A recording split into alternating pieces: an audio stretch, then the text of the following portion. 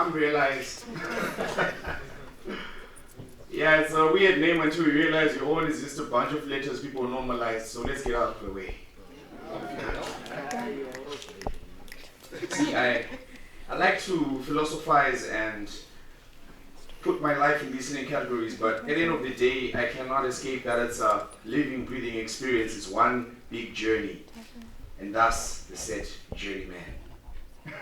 So my ex-girlfriend texted me, and here I was thinking about the kindness of my decision to want to give coffee to a giraffe given the size of its length and the temperature of the liquid when it reaches the belly. Crazy, I know, but I'm a generous man sometimes when I write. While I was thinking about this, my tea went cold, and because I'm a cheap person and tea bags and sugar are expensive, I went back to reheat my tea. So I made it back to the kitchen, and while I was about to step inside the kitchen, from one tile boomed 100 flowers, and one of the flowers smelled like exasperation, euphoria, and nostalgia. Smelt it, and then a big dog appeared and started to bark at me with pure hatred in its eyes. And while I was looking at the dog and wondering what I would do if the canines ripped into the very fabric of my soul, a wolf appeared and distracted my enemy. So the two went off in hot pursuit, and I closed my eyes, opened them to find a girl on the beach holding out ice cream. So I sneezed a ditto, frozen in my tracks, and she was gone.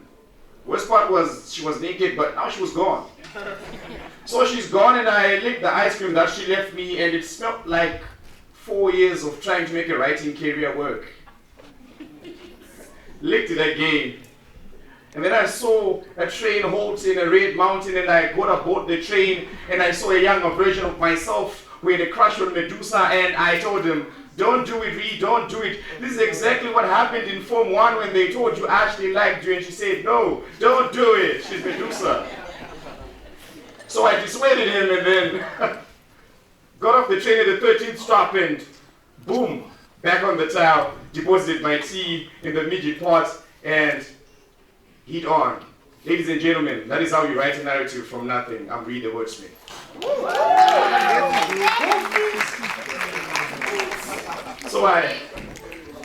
So I'm no stranger to a detour. See, my life goes like this. Oh, I'm sorry, is that your throat under my trainers? I was going for the throttle, but I ended up throttling you. Because some days I just wake up with these thoughts of killing. Do I mean further killing something that's already dead, referring to my soul, where broken pieces of furniture reside, and if you try to sit on any of them, you shall sink to the floor. Break it down to the moment when blue balls prevent you from seeing red flags, and you realize that you're still on red. It's Valentine's. So it's a blue tick on a green app. See, I overtaxed my engine, and then it's crashed. And there I was with the sun fleeing past me. Break it down to the moment when I was 10 and I could not accept my best friend was gone. Alone from God for me for 2 years, because that's how long I knew him. Break it down to the moment when I was on my mother's porch, 10 years from a doctor's prognosis that said I would not live past the age of 18, but here I am. Break it down to the moment when Mrs. Ove said I was the shortest writer she'd ever known. Well, Mrs. Ove, I have 2 books, and one of them is a classic. Stick it up. I'm no stranger to a detour. I've been broken down. I mean, break it down to the moment when this lovely little lady on the island sort of loved me because I was a poet, and then she got tired after 3 weeks because I could not do all she wanted. And then a week from the breakup, I saw a West African guy pick her up at my place. I mean, her friend was my roommate, so that happened. Break it down to the moment when I thought this thing would never pan out. Break it down to the moment when, like the dust gathering on the carpet, I was gathering my thoughts when I was writing my first blog because I was crushing on a girl who had a blog. But little did I know that though she would crush my heart, she could not crush the star that was in me. And I so passed the break and realized I had more to do in life than serenade one sweetheart. One sweetheart of mine that I had, but I realize as the time flees past me and I try to call the tow truck. See, my cutting off game is so strong that I cut off all the contact cards and I find myself stuck in this road with nobody there to pick me. So, yeah, it's a breakdown. trying to find the purple patch in my life, but it's all gray, black and white. I put these words, write them in black and white, but it seems like they spring to multicolor every time I regurgitate them. And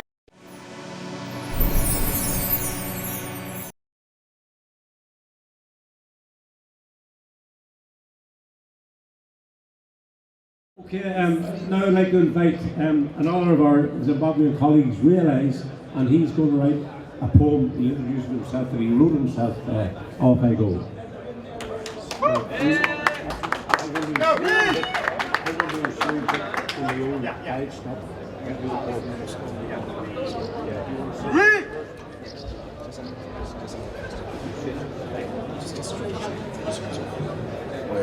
Hello. I'm Realize Mwase. I go by Read the WordSmith on stage, and I want to present my poem entitled Off I Go. I hope you find my journey for freedom relatable and exciting, as I did when I wrote the poem. And I hope something comes out of your own search for freedom. Thank you.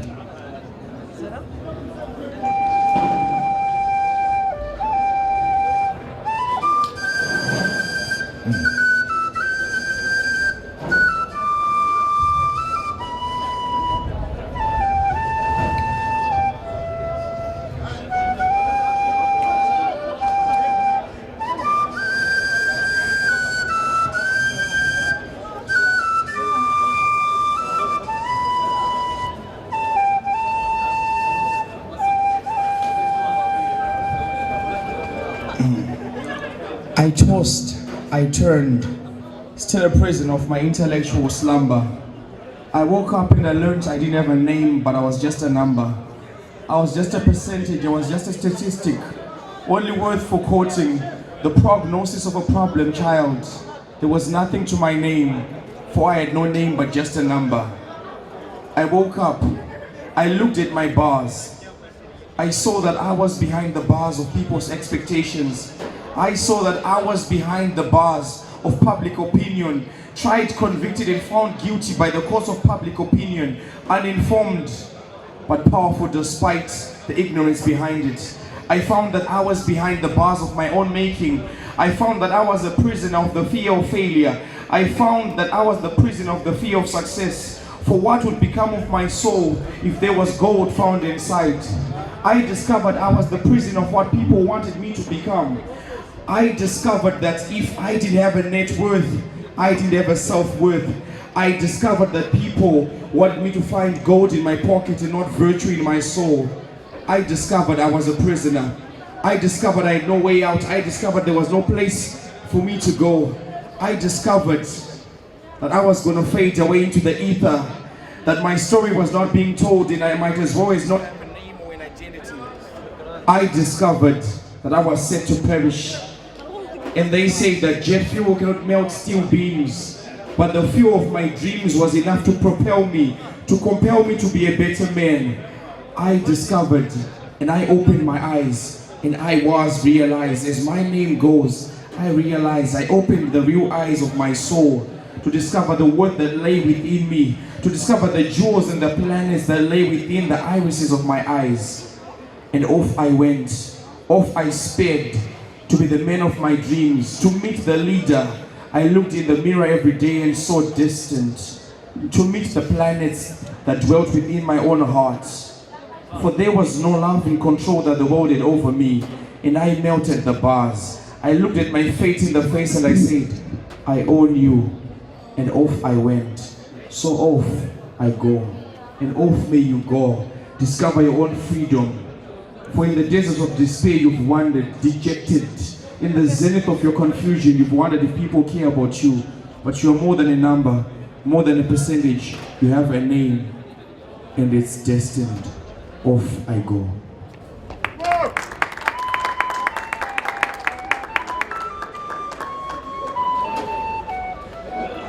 Thank you.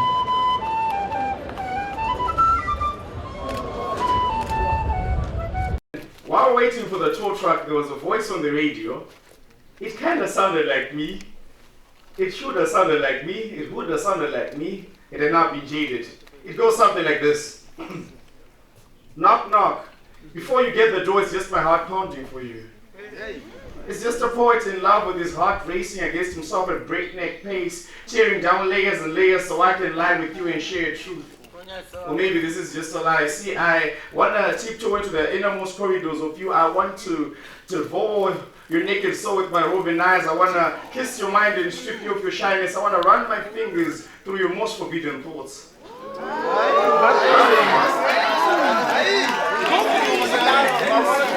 Loving you is like loving myself more because our souls are inextricably intertwined. Speak to my mind and my heart will follow.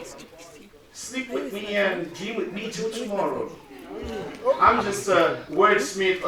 Maybe if my name was Robot and not realize I'll rob hearts, I'll start with yours.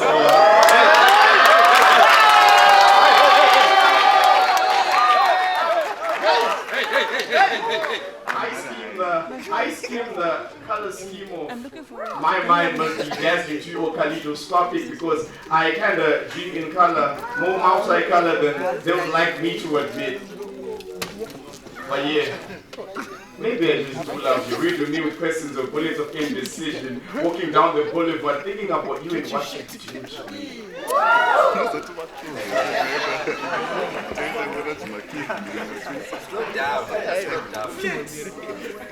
Then the radio cuts, and I was back to my shell of a man, the man who kind of went to war and forgot his shells, but then realized all this while this war had been against himself. While we waited, in a certain country I know $15 billion evaporated and we were all exasperated. A younger me used to believe that rock and roll would never die, but now I believe the government will forever lie. I realized that they never gave a bribe to time and corruption, instead us in the face and laugh, saying all your efforts and morality will do nothing, for human beings are inherently corrupt and will always do so at the slightest opportunity. And faces flitted past me. I'll take her name. I mean, her name was Christabel, and damn, oh damn, she was a fine dame, and she was really good at a game. Her face whispered tame, but she was wild as a hellcat of cocaine. Man swooned and phoned, and in the night the phone she riddled the testosterone platoon with a machine gun of smiles. And all this till she pocketed the seed of a millionaire and the boyfriend's master. This is the trickery. But she was not to enjoy it more for the seeds, for the fruits of treachery caught up with her when AIDS paid her a visit. While we waited, degrees became nothing but handshakes and paper, and marriages came with an expiry date and private parts became public. While we waited, morality crumbled and science could not control a serum. I mean, wider roads with 6 lanes, but we are so narrow-minded to the point of looking at another man's opinion as hate when he just wishes to speak different. While we waited. But being the journeyman I am, at some point, the car really did start. I mean, the car started, and what I didn't realize was just because I had it in me to succeed did not mean the world was entitled, the world was forced to give me a positive response. Then I got caught in traffic. Then I met a soul, and it went something like, I used to look at you with haughty eyes, liquor in your breath, hurt in your voice, and the drowsiness in your eyes, and I used to be haughty, I used to be judgmental because I was more convicted than concerned, and I could not discern just how steep the hike was or how deep your problems ran. I remember you leaning on Dutch courage and you wanted a French kiss from me, but in Portuguese I said nada. When your fridge is all white inside and life comes at you fast and there's nowhere to hide, you realize that even though your name is realized, some things may skip past you. What can a man do when his moral code gets him nowhere? When the words are thrown at him till he's black and blue, you never make anything of yourself as a writer and a poet. That's why to this moment I would rather woo whiskey over Wendy, bond with beer, not Belinda, venerate vodka, not Viola, take tequila, not Tiana.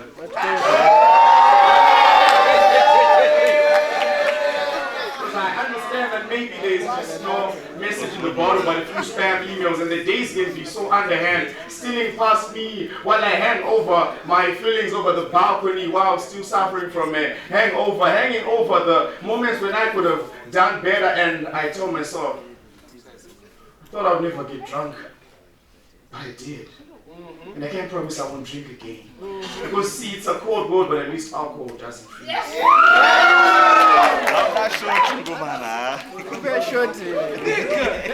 Goat meat, so sneaky.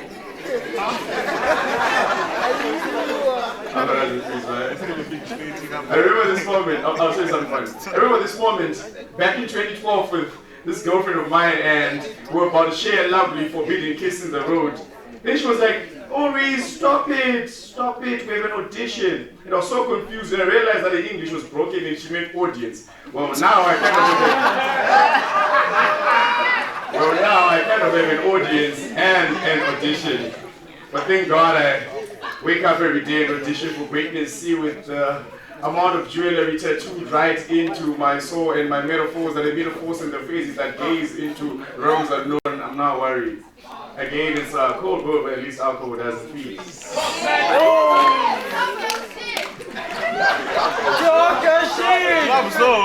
The system of prison more than the rhythm of freedom. I stand in the space like a man standing on a ledge about to jump into a topic that few are familiar with, yet many speak of the concept of freedom. See, there was a time in which people of my skin were treated less than men and were put under conditions that not even the lowest of men could be content living with. See, the rhythm I speak of flows right from your heart to your feet. 1980, 18 April, in the Faro Stadium as the Union Jack was lowered and the Zimbabwean flag was uplifted, there was a dancing of feet, but the dancing of feet is void without the rhythm that beats from the heart. Leader, I mentioned the 7 that gave their lives in Chinoi to kickstart the Chimurenga 2. Leader, I speak of the people who gave their lives. Leader, I speak of the leaders incarcerated. Leader, I speak of our former president who spent 10 years in prison advocating for freedom. See, the rhythm I speak of goes beyond celebrating the day of yesterday. The rhythm I speak of goes to dancing with the future. For if we do not embrace the future, tradition becomes the voice of the day and the day of the living. See, what I speak of is moving our feet, not just to the catchy tune of the beat of the song, but to the heartbeat of Africa. See, Zimbabwe was called the bread basket of Africa, but when I look around, I see the bread basket case of Africa. I wonder and I ponder, I shudder as the thunder of the failure of this generation grips my soul. I wonder and I begin to realize that there is so much we could do, there is so much we need to do, but we need to open our third eye to realize that things may not be as they seem. Inside of us lies gold. Inside of us lies the power to effect change. That is the rhythm I speak of.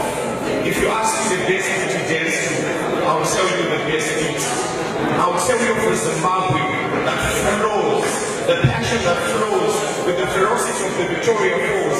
I'll tell you of the resolute spirit that stands like the mighty Acropolis on the great Zimbabwe. I'll tell you of the stillness and calmness of the soul that runs deep like the sleeping pool in the Chinoi caves. I'll tell you of my Zimbabwe. I'll tell you of a rhythm. As the artist paints a picture, I want you to picture a future that you can feature in by being used to. See, this is the Zimbabwe I dream of, in which every one of us in this room lights up a corner of their own and brings lights to a Zimbabwe that we know of. For if we criticize the politicians that are there without effecting any change ourselves, we are nothing but hypocrites. Embrace the rhythm, run with it, dance with it, and we will see a new Zimbabwe in our time. A Zimbabwe in which people don't have to be afraid to express their opinions. A Zimbabwe in which I can stand and speak to people of other nations and say, hey, I'm from Zimbabwe, and not expect condemnation. That is the Zimbabwe I know of. For Martin Luther had a dream, and actually passed. I have a dream, and I believe that you and I have the diamonds within us to shine and effect change in our nation. That is my peace. My name is aka the WordSmith. Thank you for your time, ladies and gentlemen.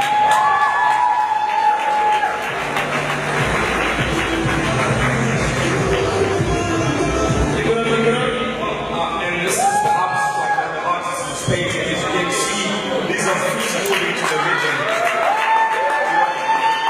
I understand I'm not really ready, but it's not.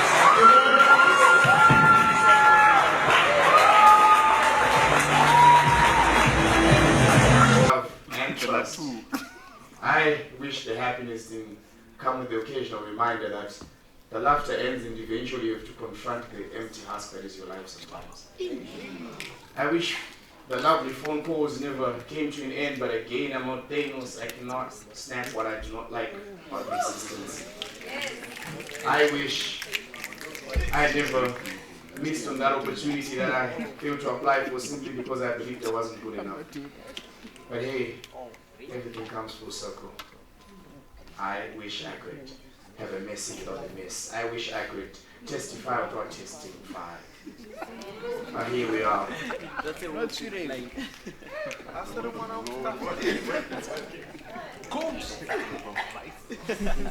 Watch my dear Providence. Dad, I want to walk the earth barefoot so I can feel my origin under my feet with every step I take, with every leopard breath I draw inside my lungs to realize that I am in this moment and I'm your progeny. I remember a certain boy who happens to be my brother, born on a night only significant because the vessel that bore him was rejected. Forced to live at the mercy of people who fancied him not until the rejecter corrected his mistakes and we were a family again. Happy families, they say, but I do not think our origin is that happy. I mean, I wish for the soothing sound of a grandfather's voice and his arms as cosmic as God's arms enveloping the universe in a divine embrace, but all we ever got was Grandpa picking up my brother from the bath and inspecting him for birthmarks because, see, he believed my mom was a vendor whore. That's Dear too Providence. deep. That's too deep. Dear Providence, I wish you knew you're young in the way you think you do. I wanted to pop like a collar back in 2012, but I could not pop myself out of the collar you placed me in when you decided sciences was the best course for me. I sometimes stop to think about the divine providence of God placing these challenges into my life. I mean, for a moment I could draw breath and ask myself, does a child come equipped with a natural inclination to love their parents? To some it's a blessing, but I viewed it as a curse because there were days I wished I could hate you because that would make cutting you off all the easier. But did you ever think that the son whose history you hid from simply because you were ashamed to tell me that my great-grandparents were exiled for protesting against the government had protest inside of him and wanted to do more than just extend your voice, wanted to be his own voice and not an echo, wanted to live and never let go of the things that he loved, wanted to write his own history, to walk down a path no other man had beaten down for him. See, I think about laboring, typing every word, writing every book, thinking about the words that said you never make it as a writer. Some sources hurt more than others. And I can say, I'll give back every single award that I've ever won in my life so I could win the award that is your smile and well done, son. But sometimes those things never come. 18 December 2006, I remember you were emaciated and I was so infuriated and failed to see your frail body for what it is. All I could think about was how you missed the prize giving day which I was made here for. Selfish of me, maybe. But what about dreaming for your son? Isn't that equally selfish? I mean, history is not kind to men who play God, but when parents play prophet and prophecies bring no profit, the conflict that resides in the soul is What could I have been if the situation was changed, if the deck was shuffled and I realized that I had my own ace of spades up my sleeve, but with every card I tried to throw, you seemed to think I was a joker and made me pick 2 and 2 and 2 and 2 until it became a whole decade in which I wondered if I ever lived for myself. So I tried to carry on. But this thing seems to go into jack reverse and I have no A to block whatever you've got coming for me. But every mirror that I've seen in my years now reminds me of you. I look at every mirror that I once smashed because it told me I looked like you. But as adolescence fled, just like that first girl I crushed on and you laughed at me for when I was crying on the dinner table. Just like that first drive we took and you tried to tell me about girls and sex, but you were so awkward and stuck in your conservative ways that it became nothing but an abridged version of 1 Corinthians 7. Well, I kind of forgive you because your romance was from romance and...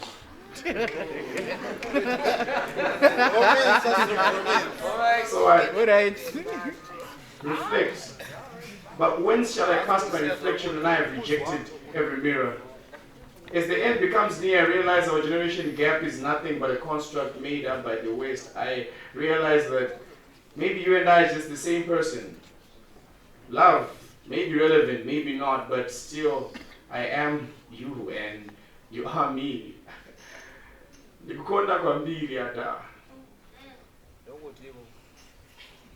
I am you.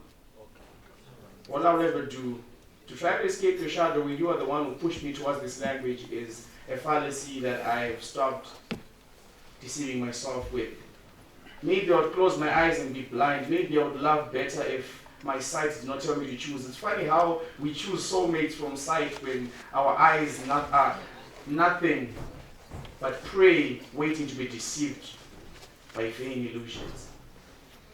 Maybe if I was deaf, the shape of your words would be treasured more in my heart as you shaped I love you. But the problem is I realized colorful and I love you have the same shape of the mouth, so I have trust issues there. But still, I am you. You are me.